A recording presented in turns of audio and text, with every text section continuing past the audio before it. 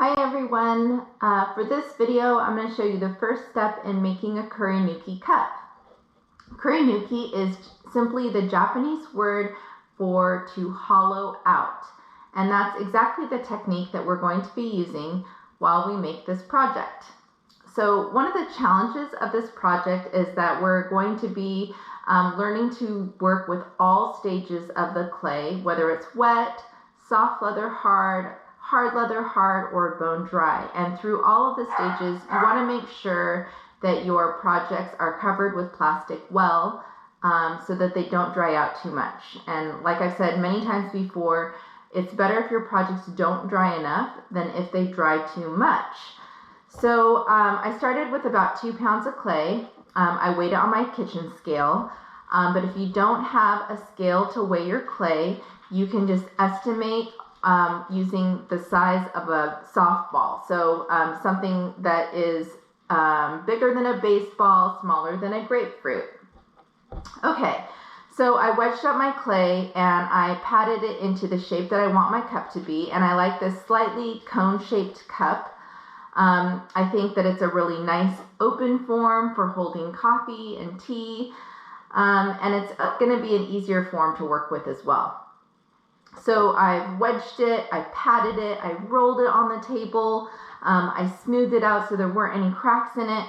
And now I'm going to use that loop tool that I had you guys make. So remember, this is just the bent wire, and I put a little piece of tape around it. And one thing that I did that I found to be very, very helpful was I found an extra piece of bamboo. So if you have a bamboo growing in your yard, you might be able to cut a small piece with some garden clippers or even a piece of hacksaw. And then you can wrap your wire with tape like this and put it into your piece of bamboo. So I'm going to do that because that makes a nice handle. So something like this. Okay, and then I'm going to go ahead and start scooping out. So this is why we made that loop tool. And if you don't have a handle, it's not a big deal. You can just hold the wire tool. So I'm just scooping it out like that. And I'm going to keep going all the way down to the bottom. And I want to make sure that the walls of this cup stay about 1/2 inch thick. So that's pretty thick for a cup. But we're not done. This is just the very first step where we're just roughing out the form. So I'm going to keep scooping clay out, and I'm going to go all the way to the bottom, but I'm going to leave about 1 inch of clay at the bottom. And that's because I want to think about the foot of the pot or the bottom of the pot. And I want to leave enough clay at the bottom to make a nice foot.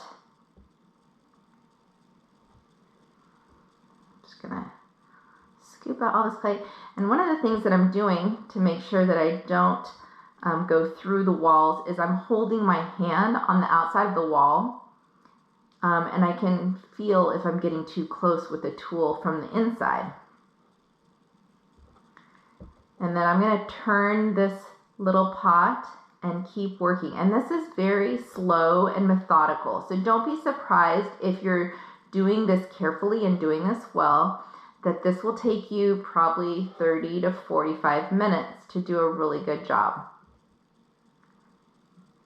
So you can see everywhere where the tool is, my hand is on the opposite side of the wall. And I want it to look nice and neat on the inside. So at first I'm going to scoop out and it's going to look kind of rough. So I'll show you. You can see it looks pretty rough on the inside there. But I'm going to keep working on it, and it's going to start to look a little neater and a little thinner.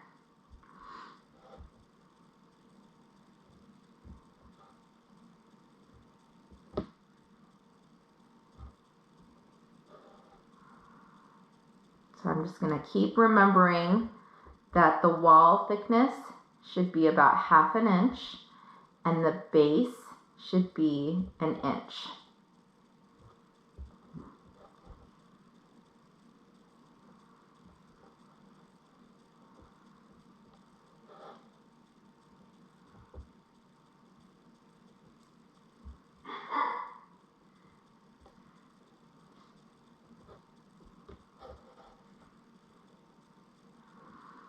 And just like on the potter's wheel, I'm trying to work with symmetry. So I'm turning the pot as I go around because I want it to be symmetrical.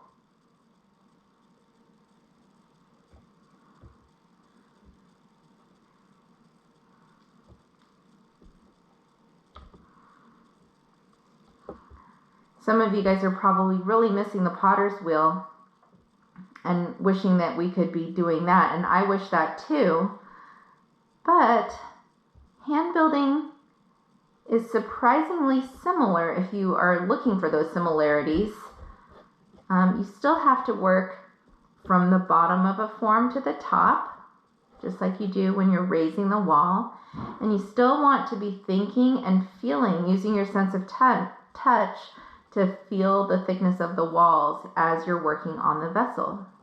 So for this technique called Kurinuki, we are hollowing out this form and working on symmetry, and we're paying attention to wall thickness, and we're also thinking about the form that we're making, trying to make a functional form that is also beautiful.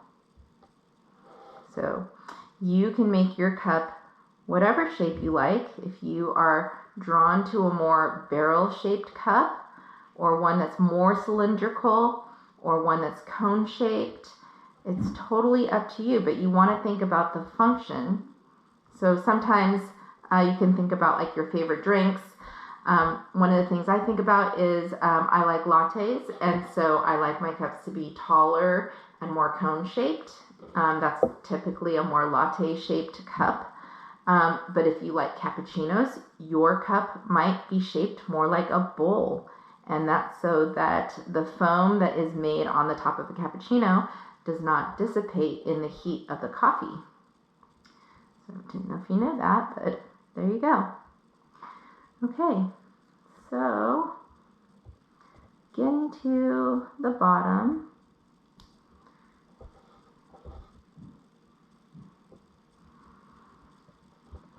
All right, so believe it or not, this is about as finished as it's going to get today. It's about 1/2 inch thick on the walls, and it's about 1 inch thick on the bottom. Now I'm going to wrap this up in plastic, and it's going to stiffen up just a little bit overnight. And for you, it'll probably be a couple days before you see the next video. So you want to keep this wrapped. It'll stiffen naturally under the plastic, and then you'll be ready to move on to the next step.